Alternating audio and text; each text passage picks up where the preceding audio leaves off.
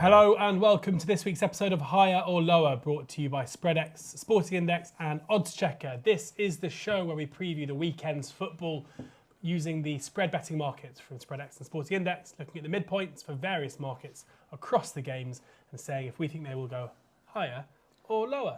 I'm your host, George Elek, and I am, as ever, joined by Dan Worth from WhoScored and tipster Jack Wright. Greetings. How are you? You're sitting very far away from me today. I think that's probably because I'm always ill. You're not today. But it's not me who's the ill one this time.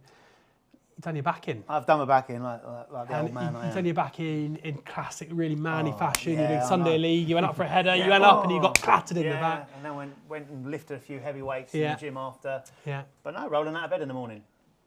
Yeah.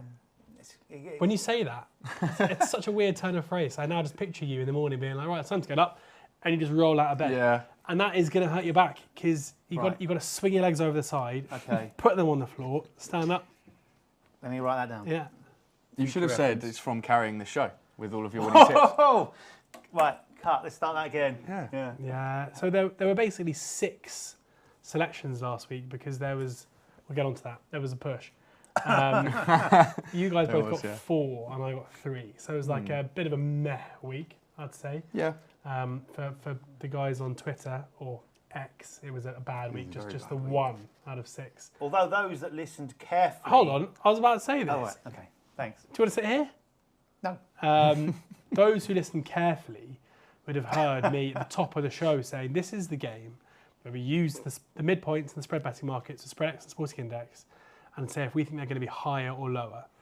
There isn't an exact paddle here. It's not, and unfortunately. For those who may have heard in the last show, you said you thought the City would have win by exactly 2 goals. I did, yeah. But what paddle did you put up? I put higher. And you want a point for yes, putting up please. higher than 2 when the midpoint, when the exact answer was 2. This is true. I had, yes, because I knew they wouldn't win by 1. I thought they'd win by exactly 2, with a possibility they might win by more. But you know, there's a. But I can't do anything other than higher or lower. You can. No, you can. Can I? You can just abstain. Abstain? Then I don't do anything. You know, you do. Then you say, I think it's going to be 2. Right. Neither higher nor lower. I said it'll be higher, but I think they'll win by 2. You said it'll be higher. If you do this, and it's not higher, you're not getting a point. I'll write these rules down as well. Okay. It's been an informative morning so far. Can we crack on now? I feel like I've rattled yeah, we're going to start in the Championship as we normally do, because in the Championship we normally have Friday night football, and we're kicking off with West Brom, who host Southampton. Southampton, finally, their long, I think 25-match unbeaten run came to an end in midweek as they were beaten 3-1 by Bristol City. West Brom come here fresh off a home win, which has their playoff hopes in pretty good shape. So Baggies at home here. Southampton, we're looking at the supremacy market. So this is the amount of goals that the favourite will beat the underdog by. Southampton are favourites, and the midpoint is 0.35. So higher here is a Southampton win, lower is a West Brom win or a draw. Higher or lower, 3, 2, 1. All in agreement. Jack Wright, because you're feeling so aggrieved, why don't you take us away? I'm not feeling aggrieved. I'm not feeling aggrieved at all. It's all fine. Right, You were feeling so aggrieved that we were having a chat about something else and you tried to interject and get your, it's fine. I forgive you. Okay, let's move on to Friday night fun.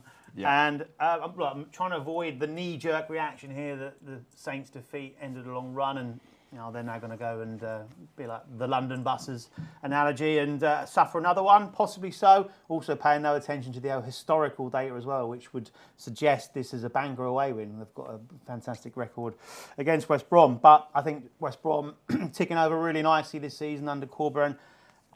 I think they've sort of flown under the radar a little bit because they're not in that top 4, which ones are going to get automatic promotion. They're not in that group of probably 10 clubs that are going, can we get into the playoffs?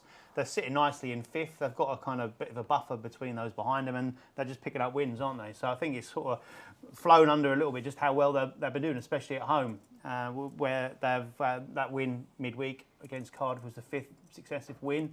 They've only lost 2 at home all season, a couple of strange ones as well.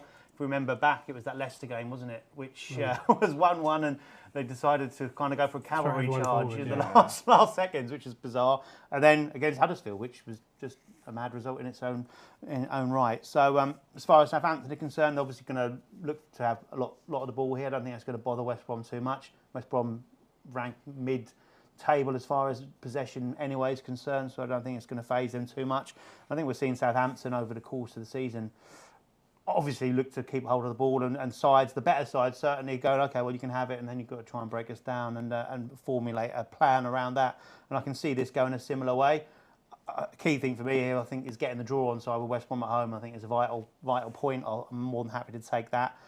Saints have only won half their away games this season, so I think it's enough in it to suggest that we'll be able to get a draw or a West Brom win. Certainly, the Saints only won 3 of their last 8 on the road.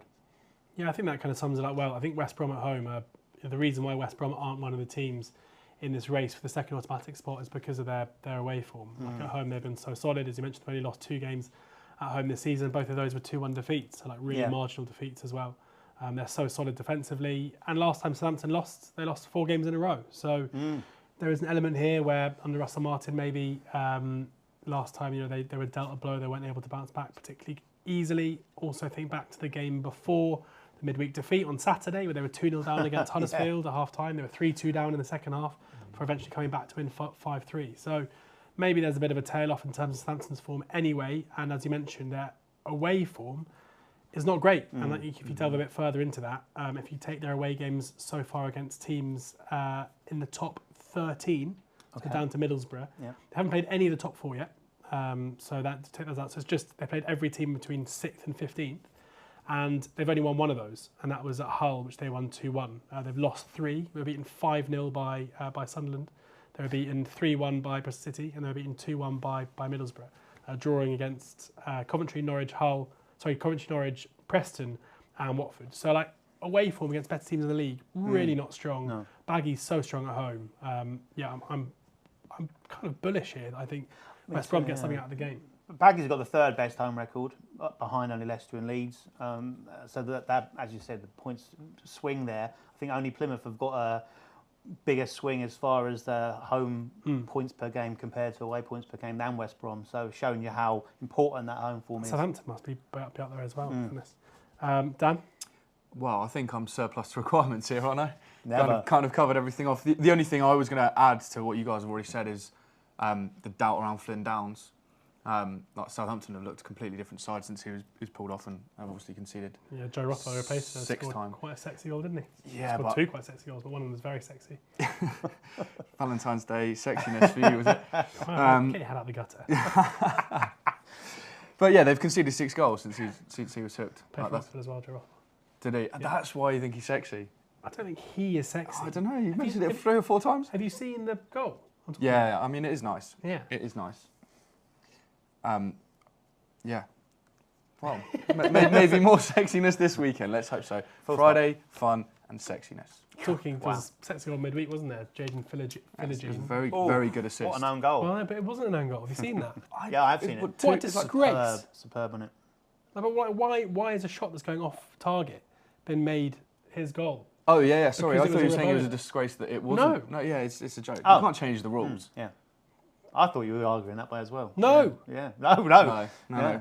Although, for those who backed Philogene, anytime goal scorer, you're going to be relieved, aren't you? Exactly what I was thinking. I just had him for shots, so that's fine. By goal minutes was quite late. There you go. That'd have been nice. You bought it, didn't you? No, not in that case. Into the Premier League now. Early kickoff on Saturday is Brentford, who host Liverpool. Time of first goal is back due to popular demand. The time of first goal is the minute that the first goal is scored in. The midpoint here is 31.5 with Spreadex, so 30 to sell, 33 to buy. So if you're going lower here, you want an early goal. If you're going higher here, you want a late, or the first goal to come after the half-hour mark, basically. 31.5, time of first goal, Brentford, Liverpool, higher or lower, 3, 2, 1. Dan, you were surplus to requirements the first time. I was going to let it go, but you were totally correct. So this time you can take us away. Right, boosting my confidence before letting me go first. So yeah, as you said, we do cover this market off quite frequently on here. But recently the average has plummeted even lower than the 31 average in the league. It's now 29 minutes. Cool. So that alone sort of suggests that this might come underneath the 31.5. And 63% of the first goal scored in the Premier League have come in the first half hour. So the data is there to suggest that will happen here. But looking at these two teams, this line would have copped in all of Liverpool's last 5 in all competitions. So they love an early goal. Brentford too love an early goal. Jack's smiling as if he's got stuff to build on this. So initially when I was looking at this, I was mainly focusing on Liverpool and how they love early goals. But like Brentford too, more pace scored early against Spurs and City, I think, was it? City, yeah. 15th minute and 21st minute. So like you can't write Brentford off taking the lead here. So Certainly not. go on, jump in. No, I'm just agreeing with you. No, you've got this. I'm building that confidence. All right, confidence, yeah. It's sky high again. I always get these time of first goal ones right, so another one here. Easy. Okay. Yeah. Yeah. I think this one's got a whiff of goals about it, hasn't it, really? That's pretty much what I'm basing it on. 1 clean sheet in 14 at home. For Brentford, it's probably not the record you want to be taking into a game against Liverpool. Mo Salah back in training. I imagine he'll play some part in this one. Brentford's weakness generally over the course of the season has been in their left-back area. So that would obviously be one for him if he was certainly starting, fit enough to start, but I'm sure we can explore that at some point in time.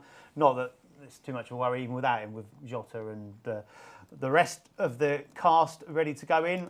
Liverpool only failed to score in 2 of their last 47 matches in all competitions, which says enough about them as far as their goal scoring threat is concerned, but they've had no clean sheet in their last 6 either. So crunch some numbers, of course, for this, just to see how that spits out across the season so far. 9 of Brentford's 12 home games have gone lower than this line, and in each of the last 3, their average is 24.83, which is a pretty low average across the board. Obviously, they've now got Tony back as well, which will be only be an asset to them following that path again. Liverpool, 7 of their 12 away from home have gone lower. Their average is 31.33, so it cruises in under this 31.5 line. Interestingly, though, they've only been responsible for the early goal twice in those games. So they need to step up the game. They are tending to kind of fall behind, concede a goal and then come back. So whichever way it works, we'll certainly take it this time around. But I do think it looks like an early goal in it. 16 of their combined 24 have gone lower, 67%, and their average is 28.08 across the season so far. Nice. Yeah, I kind of think that with these games where you've got one of the best teams in the league, helps, because we're regularly seeing teams like Liverpool rack up scores. You know, they put 3 past Burnley last time, they put 4 past Chelsea. Back at the end of January, and 4 past Bournemouth the time before that, 4 past Newcastle the time before that. So we're seeing a lot of Liverpool goals, but also, as you mentioned, they're not keeping many clean sheets. I think Brentford have a massive part to play in this, and it wouldn't be a huge surprise if Brentford were able to. So you're not just going under here and hope that Liverpool score, but I think you've got 2 teams here who'll fancy their chance of getting on the score sheet in what could be a high-scoring game. So, and Liverpool have got a game midweek as well, haven't they? So against Luton, I think. So would like ideally to put this to bed quite early so they can ease off a little bit come the second half. So it all bodes well for what we're going for here. For sure. On to Saturday's late afternoon kickoff, 5:30 kickoff. Manchester City hosting Chelsea, probably the game of the weekend, although it's City-Chelsea, that big a game this season, given the league position of both of them. City, unsurprisingly, are favourites for this one, 1.6, and we're going to look at the supremacy market. So this means that if you're going higher, then you think City are going to win by 2 goals or more. 2 goals or more. Perfect. So if you think you're going to win by 2 goals, you can go higher. Exactly 2 goals, win. Got it? I can go higher. Fine. And get a point. Nice. Correct. Good. Lower would be to win by 1, Chelsea draw, every single Chelsea victory possible. So we're going higher or lower at 1.6, 3, 2, 1. Guys, all in the Dan, you said to me when we sat down, you said that you thought me and you were going to disagree on every single one, and yet here we are, 3-3-3. It's a friendly show, isn't it? But I thought the 1.6, like 2, would be too high for you for City. No. Well, firstly, like Manchester City right now, this iteration of Manchester City are just way better than most teams. Not quite all teams, because Arsenal are still operating at a very high level and Liverpool are playing well. But like this isn't like a tough game for Chelsea like it is going to, I mean, I'd even say going to Arsenal. Like City right now are absolutely flying. I think with De Bruyne back, it's made a huge difference, their attacking output. And then you've got the Chelsea game at Liverpool on New Year's Eve, where Liverpool beat them 4-1. It was a pretty poor display. Their general away form this season against good teams, so from 11th upwards in the Premier League this season. They've only won one game against those teams. That was at Tottenham, where Tottenham were down to 9 men in that one. Other than that, they've lost by 2 clear goals at West Ham. They lost by 2 clear goals, or 3 clear goals at Newcastle. They lost by 3 clear goals at Liverpool. Just a solitary goal at Manchester United, but it's not the toughest game. They even lost by 2 clear goals at Everton. Things not particularly happy there at the moment. Thiago Silva seemingly out as well. Is that a big issue when you consider their cup performance at Villa Park a couple of weeks ago? Maybe, because he was also out for the game at Everton where they were beaten 2-0. So, yeah, I think City...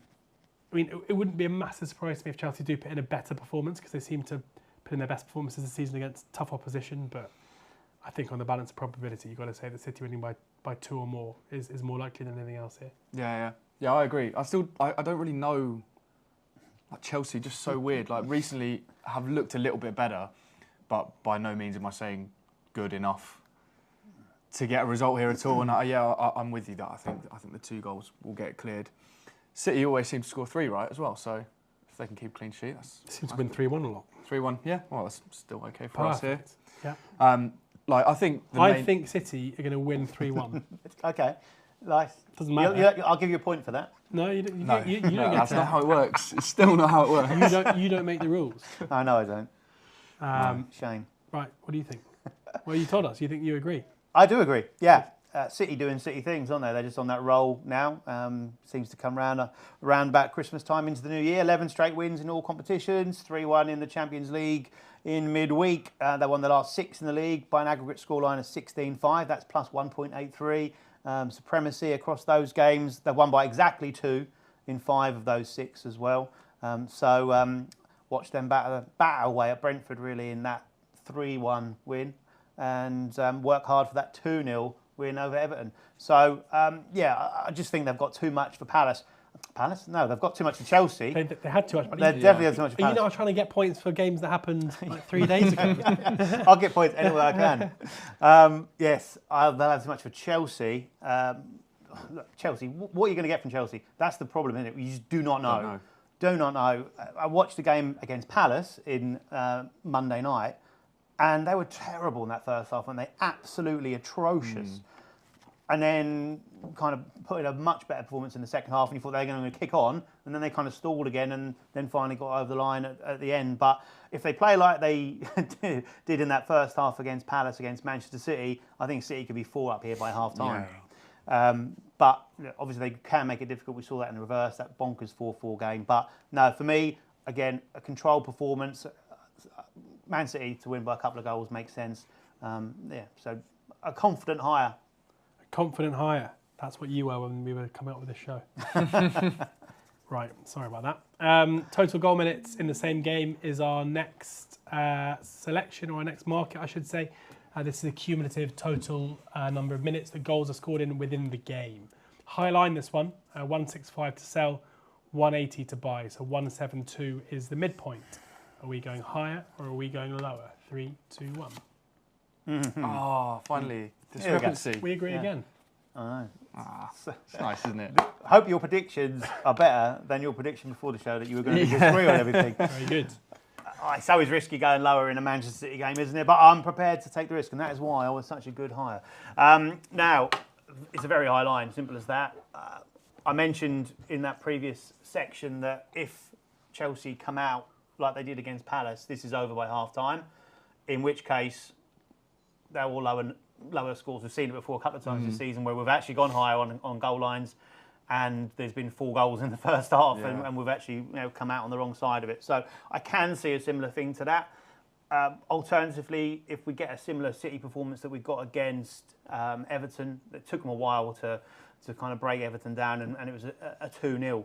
So it would take 2 very, very late goals for this to land if it is a similar scoreline to that. I just think I've got two eventualities that I like on side here in this one. They obviously did play midweek in Denmark, so there's that slight edge possibly taken off their usual sparkle at home. And then they also do play another side that plays in midweek. They're playing Brentford on Tuesday night. So again, I think this is possibly one for a 2-0, sign it, Pep will sign it and say we'll take that and we'll move on and concentrate on that Brentford game coming up, get the job done and get out of town. But yeah, it's always a risk with City. They can go and blow Chelsea away, and obviously that 4-4 game last time was a...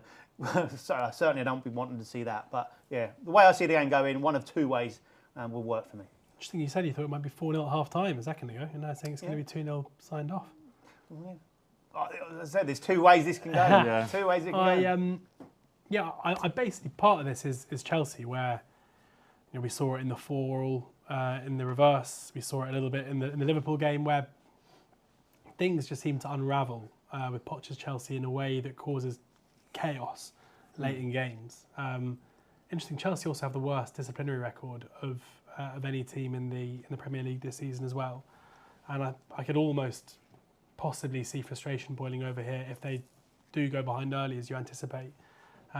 City, Pep Guardiola's, the way that he uses his squad never really follows any rhyme or reason. I agree with you that given the midweek game, we wouldn't be surprised if they were to make changes, but normally that means Pep plays his starting 11 for 90 minutes for seemingly no reason, which often seems to be the case. And we often see players like we saw with De Bruyne and Foden linking up late on against Copenhagen. It often does pay off where they score late goals in games where the 3 points and the tie is probably already won. So, I think it's not really in Chelsea's DNA or the way that they are set up and the way they approach games to coast when behind. Like, I think even if they are 4-0 down with half an hour to go, they're not just going to be like, right, let's just sit off here and try and damage, limit damage. They'll continue taking the game to City. They'll continue trying to attack, and that can cause chaos in kind of both boxes. So yeah, even though it's a high line, I'm going over higher. Yeah, same. I was thinking about this, like, it is high, but it's like very high. It's not that much higher. Like, do you know what I mean? It's like 30 minutes difference, and this is Man City.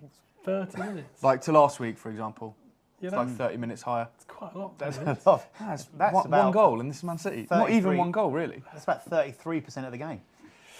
That's quick maths. That is. But you both mentioned last time out 4-4. 427 minutes. Yeah, what a freak result that was.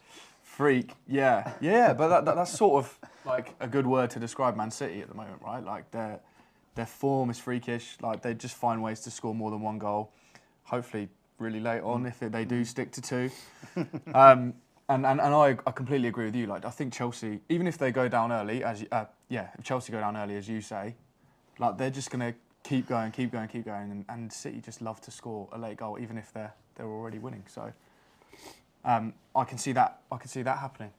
Lots of goals in the normal time, as you suggest, and then a couple late ones for me and George. He's talking about goals and he's like giddy. I know, he's quite excited, isn't he? Okay. Jeez. Right, that's City-Chelsea done. On to Sunday now. Sheffield United fresh off a huge 3-1 victory against Luton, at Luton, hosting Brighton. Total goals as the market here, so the amount of goals scored in the game. The Sporting Index, the sell price is 3.1, the buy price 3.3, the midpoint 3.2. So higher, 4 goals or more, lower, 3 or fewer. 3, 2, 1. We're back on the same page. You two. Again, it's so high. I thought you'd be scared off. Why? Well, need 4 goals. Have you seen Chris Wilder's Sheffield? As high as your voice went. I know. Yeah. What these goals again? I'm so excited. Tell us. Well, yeah. Chris Wilder's There you Sheffield go, United perfect. conceded 60 goals already. Premier League. No. No? Chris Wilder, Sheffield doesn't often concede. Well, okay, all right, technicality. Sheffield United conceded 60 goals. 89 is the record for most goals conceded in the Premier League campaign. Derby. Yeah. I reckon they're going to beat that. Not that really means too much for this game, but it can go a long way, couldn't it? If they were to lose it here, then that would be a big win, wouldn't it? Yeah, it would. 7 goals when these sides lost in the FA Cup, 5-2. No reason why that can't happen again. And been at least 4 goals in all of Sheffield United's last 6 games in all competitions. You can see the smile on my face Yep. when the goals market comes up. Goals, goals, goals. Sunday fun. So, Jack, you look at this more analytically rather than just an adoration of the ball hitting the back of the net. What have you got for us? I think Sheffield United, we've seen under Wilder, he's in the sharing the same name with the famous boxer. I think that's the way he's going about his business. He's going down swinging, isn't he? They've kind of gone into this since he's been there and just gone, well, we're losing, we're shipping goals, let's just have a go. And he's certainly not going to be making a picnic for his relegation rivals. And if he does keep them up, he would have earned his crust. But anyway... Those just picnic puns? Bread puns, sandwich puns. Right. Based on the fact that he's just been in trouble for... yeah, great. There we go. Thank you. Moving on. Sorry. It was 1-1 in the reverse, but that was under Heckingbottom, so that 5-2 FA Cup game was the one that catches the eye. No João Pedro, who scored a hat-trick that day, but Brighton have got enough, I think, in forward areas that they can supplement that. They are a little bit poor away, so I think Blades will think they've got a decent chance here at Bramall Lane. Obviously lost 4-0 at Luton recently, did Brighton, so that's a fair form line. And Sheffield United can potentially go about it in a similar way. As you might rightly say, 60 goals conceded in 24 games so far this season. Only kept 1 clean sheet. Brighton have only kept 2 clean sheets as well. So again, it just seems like it's going to be an open game that does scream goals. And I think for Brighton's side of things, they'll get joy down both flanks, which they're very strong, and Sheffield United tends to be pretty weak. And also Sheffield United are pretty weak at set pieces as well, defending set pieces. The likes of Lewis Dunk is a massive threat there, so that wouldn't surprise me to see him get on the score sheet in this one. But I think plenty of goals. Plenty of goals, yeah. I'm completely in agreement. I think Blades will come into this and really try and take the game to a Brighton side who, away from home, haven't been great, and they'll fancy their chances to win it. And that should, I think, De Zerbi, if you just follow De Zerbi's career, goals will follow him. So I think whenever he's involved, buying goals is a pretty good way to go about this. And for Sheffield United, 4 goals against Luton, conceded 5 against Villa very early on, and it looked like that might get ugly before they kind of managed to limit them to many more chances. But yeah, this feels like a pretty strong potential for a lot of goals in the game. So all 3 of us going higher. Sunday afternoon sees Luton host Manchester United, looking to bounce back from that defeat against Sheffield United.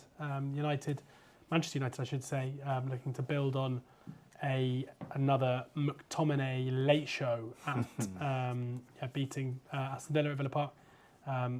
Slightly, I mean, we all got it right, but watching the game, it didn't feel like it was... I was in control. ...necessarily deserved. United over Luton here, 0.7 is the Sporting Index midpoint for this one. So if you're going higher, you are going for a United win.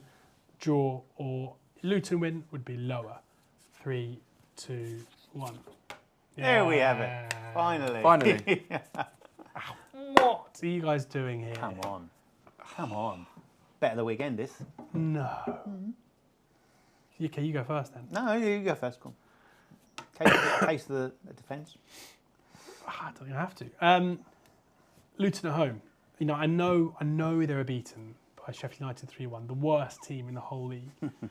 But that is the first time they've been beaten by more than a solitary goal at home this season. We've seen them get a point at home against Liverpool. Against City, Arsenal and Tottenham, they were beaten by a solitary goal in all 3, and they 100% deserve more than a solitary point against those. We saw them beat Newcastle in mid-December at home. We saw them beat Brighton 4-0 at home. Like, they are a side, because of the way they play as well, who I think relish home games against better opposition. And in United, they've got a team who come with all the hallmarks of being better opposition, who I know current results are good, but I'm still not convinced the performances are actually that great, especially against Villa, where Villa, I absolutely had the better of the game and the better of the chances. I'm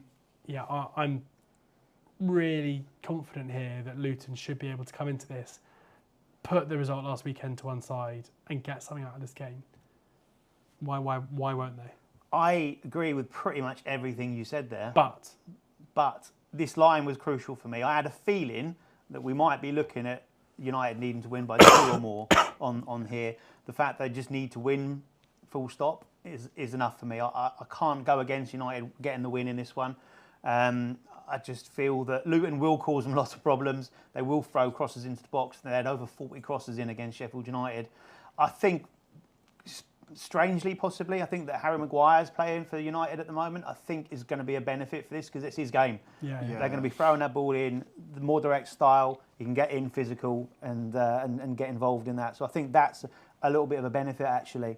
And as I say, I do believe Luton will cause them problems, and I think Luton will score. I've got Man United nicking it by a goal, and therefore the fact the line's at 0.7 here was enough for me to say, yeah, I'll back United, who are in a decent run of form, and they are showing a bit of consistency, and their key players are starting to fire a little bit as well. So a tight one I'm looking forward to watching, but one that I think Man United are just going to nick. Dan? Yeah, agree. I also agree with you slightly. Thank you. That, Slightly. yeah, it's still not overly comfortable to be siding with Man United despite like the recent turn in form, because kind of like Chelsea still don't really It's not know going to what you're continue, gonna is get. it? Unsustainable, is that what you're saying? Well, More of that in a moment. Yeah, more of that in a moment. Yeah. And I agree Just that because something happens over and over and over again in consecutive games doesn't mean it's going to keep happening. yeah, that's true. But where do you draw the line? Well, no, I'm not saying you have to draw the line. I'm saying that United winning 3 games in a row isn't in itself evidence as to why they're going to win this one. No, but the upturn in form is positive for them. Upturn in results. Right, yeah, I'm with you. Because I also, as I've written here, do agree they probably were second best against Villa. Yeah. But that's what good teams do, right? Grind out results. That's what successful teams do. That is what successful teams do. And Luton were starting to look pretty good, but I think that loss to Sheffield United is a massive blow to the confidence. And their fixture list, the next 4 games, United, obviously, Liverpool, City in the Cup, and Villa, is like it's make or break, really. I think they prefer that than Burnley, Sheffield United. I reckon 4 points. Well, because one of them's a cup game.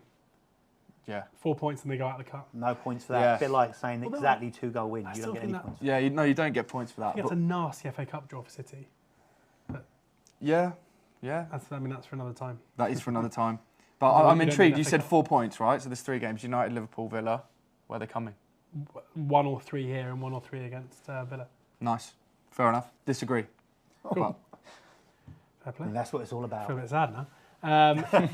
Right, Rasmus Højlund Rasmus. or Rock and Roll Rasmus, as he was called by Peter Drury. Rock and roll. What Yeah. was that? Anyway, he has scored a lot of goals in consecutive games recently. He's looking quite good. His total goal minutes with Sporting Index, so this is the total cumulative minutes that a player scores goals in a game, is 21 to sell, 24 to buy. So 22.5 minutes is the midpoint here. So going lower, you think if he scores at all, it'll be within the first 20 minutes and never again, or not at all. Or if you're going higher, you think his total goal minutes will amount to more than 22.5. Higher or lower? 3, 2, 1. Oh, Obviously. I am shocked. Yeah. I think since, just quickly, I think I worked out that since you went higher for Solly Marsh back in September, Here we go. You just won't let it go. I think we're still waiting. No, that's nah. I've think- definitely I had a think- few winners. Hey, No, I've got it all up. I can have No, it. I think we're still waiting, as in for Marsh to Oh, score. to score. to Yeah, play. yeah. We're still waiting for him to play. So I think, So I think it was. He's doomed him that badly. I've doomed him that badly. Like Yeah. even now, if you look him up on Soccer Base, they've got him as Brighton under 23. Right, So yeah, guys. so it was. No, oh my goodness, what's happened here? Anyway, Yeah, right. It's so, a disaster, isn't it? So that one? you said higher on the 26th of August, and we're still waiting for a goal. Yeah, that's a long time. That's a long time. And Højlund was waiting a long time until he scored 5 in a row. And now, He's going to score again. okay, I think you said rock and roll Rasmus, right? that's what I've got red hot Rasmus. Mr. Drury Not said. quite as good. I've got hit and hope Højlund. Have you? Yes. Yeah. Here we go. In fact, you know what? I've even got down here. George is going to say run has to come to an end at some point. So basically, you know it. Well, yeah, he's not going to score in every game for the rest of his life. Right. But he's going to score against Luton, ideally after the 22nd minute. Purely because, right, Man United are looking a little bit better. Everyone's sort of settled down a bit. Højlund especially is looking a lot more settled. But the issue is like, who's scoring all the goals? We can't rely on McTominay to score all the goals all the time. Off the And bench. Højlund is doing his best. But I think now that he's sort of, as I said, settled, more confident, he's going to be getting on the crosses. Banging those late goals in. Banging the late goals in. He's slightly underperforming his XG as well. So I think potentially that looks like a good thing. That he's not going to do that here. He's going to score loads of goals, or at least one late one, or one not 20 or below. Debunk it. Okay. Yes, he has scored in each of his last 5. We all say that is unsustainable. It's a phrase that pays on the show. So, scored in 5 separate games, not scored in 14 games. Yeah. That's one way to look at it. And when did those goals come in those 5 games that he scored? Those late goals flying in, 82nd minute. That was his first goal for the club. Villa, wasn't it? 82nd minute. Bosh. Perfect. And then in the 3rd minute. Not so perfect. The 22nd minute. Oh, that's close. Yeah. The 23rd minute. Wait, There we go. There you go. And the 17th minute. No. He likes them quite early, doesn't he? He likes So them only quite 3 early. out of the 5. So 3 this season. 3 this season. So, I think his attributes that he's got, strong, physical, quick, I think they're matched by Luton. I think they will be able to obviously identify him as the main goal threat, certainly currently, and they will look to snuff that out. And I think so his strengths that he has got, Luton have got the capabilities to mark him out of the game. And that's the reason I'm going lower. Yeah, it's simple as that. It's an unsustainable run, scoring early goals when he has scored them, and I think he'll be marked out of the game. Yeah. Up the Rob Edwards. Beautiful man. Oh my goodness. I love how he went viral, basically worldwide, just for being good looking. He'd basically be my dream. He'd be my next England manager, just because. Just for looks. Yeah, it was so Why nice just not? to have him as our kind of the most important person in the country. What? All right. So yeah, I mean, I as I said, I'm siding with Luton here. I think United as an attacking force still don't look. I mean, they in patches can look very good. I will definitely concede that. But it's also worth noting that Højlund's 5 goals have come at a time where United are scoring a lot of goals. It's not like he is the only person scoring them. So there are goals spread across the side to an extent as well. So I'd probably be more likely to say higher here if he'd scored 1 in his last 5. But I'd better put in similar levels of performance with similar numbers, basically. I think he's in a streak, isn't he? Obviously, from what we've seen this Yeah. season, which we can only judge it on in the Premier League, went a long run without scoring. He's now hit a purple patch. If it was spread across the games, he was scoring every other game, quite literally, I think that would be a stronger position to be in as well. I just feel that, that purple patch will end, and we'll take it here, especially when he's been scoring early goals. The Monday Night Football is Everton hosting Crystal Palace, which will thrill everybody who tuned in for that famous FA Cup tie a few weeks ago. We are doing total booking points here, so bookings. This is 10 points for a yellow, 25 points for a red card, the total cumulative booking points over the course of the game. The sell price for Sporting Index is 44, the buy price is 48, the midpoint is 46. Are we going higher or lower, Mr. Paul Tierney, referee? 3, 2, 1. Oh, no. Dan? Yeah, Paul Tierney. Mr. T. Yeah, Mate. PT. PT, he is right down the bottom in the Premier League for average yellows per game with 3.33. In fact, I think he is actually bottom for any ref that's been in charge more than 10 times, or 10 or more times this season. He's been in charge of Everton once this season and showed 1 yellow. Correct? Correct. Yeah, so that's with us. He's ref Palace 3 times, which is the most of any side this season, averaging 1.3 bookings. So those are, both low, and like sort of quite comfortably low. I know you guys are going to touch. Well, you're not because you're on my side. Actually, maybe the FA. It's just you v me these days. Even when we're on the same side. No, I'm still happy to attack.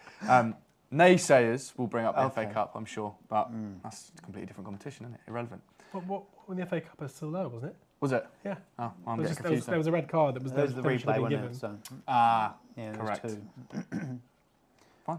There you go then. Low. I love the fact they've gone, they watched the FA Cup live on TV and gone, oh, we need to get that on again. Let's watch it again. So superb, yeah. Awful game, wasn't it? So, yeah, based on that, that's enough reason to go lower here. Based on the team stats this season, you would suggest that this is a lower market. I think generally you hear the names Everton and Crystal Palace, your expectations would be that they're a little bit higher up the disciplinary chart than that, but Everton rank exactly in the middle, 10th. For their number of cards picked up this season, 51 yellows and 1 red. At home, they're a little higher, 8th, 25 yellows, no red cards there. Palace, right down in 17th, so a very well-behaved outfit under Roy Hodgson. 43 yellows across the whole campaign, just 1 red card as well. As you mentioned, Paul Tierney's the referee. He was pretty good last season. Remember, obviously, on the Spreadex shows from last season, that he was one of the go-tos, but that was an anomaly. His lifetime average is around about 3.5.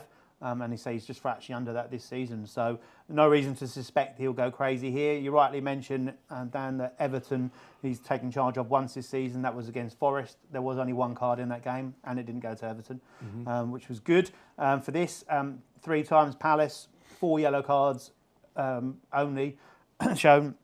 In the 2 away games, he didn't show them any. In a game where he didn't show any at all, that was at Arsenal. And he showed Manchester City, I think, the other game where he showed 2 yellow cards, 1 each. So again, comfortably under what we need here. A reminder, we're needing 5 yellows in this one, aren't we? Really. That FA Cup replay. So there was a little bit of there was a red card in that, but it was rescinded as well. The Calvert-Lewin red card. So look, a little bit of history across the years, but I'm more interested in what's happened this season. And for me, Crystal Palace, no Eze, no Elisa, you've not got those players that are prompting those tackles, those quick breaks. And they just don't seem, having watched them on Monday night, just don't seem to have any fight. I do question their fight that's in them at the moment. Obviously, with talk of Roy Hodgson being a very, very hot favourite to be out of a job very soon, that tends to lead to a bit of a turgid display from teams while they wait for the new manager to come in, and therefore it's a lower. Yeah, for sure. You mentioned there Everton 10th in the discipline rankings. You can find these on WhoScored on the team statistics page. Crystal Palace is 17th with just 43 yellows and 1 red as well. So like 2 teams who we're not seeing much in terms of disciplinary action. A referee who doesn't get out his cards very often. No tickets here. I don't think they're going to be few and far between. And at 46, that's high enough line to be going lower. That brings this week's episode of Higher or Lower to a close. You can find a new customer offer in the description below. So if you haven't got a Spreadex or Sporting Index account, bet 25, get 50 is the offer. T's and C's do apply. You can find those in the description. And do remember that losses can exceed your initial deposit with spread betting. Do check out Spreadex and Sporting Index for all your spread betting needs across sport ahead of the weekend. Oddschecker will give you the same for your fixed odds betting needs as well. So do check that out. And WhoScored will give you all the stats you need to inform your football betting across all major leagues over the weekend too. Thank you very much to Jack and to Dan. We'll be back again next week. But in the meantime, please do enjoy the weekend's football and do ensure that you're gambling responsibly.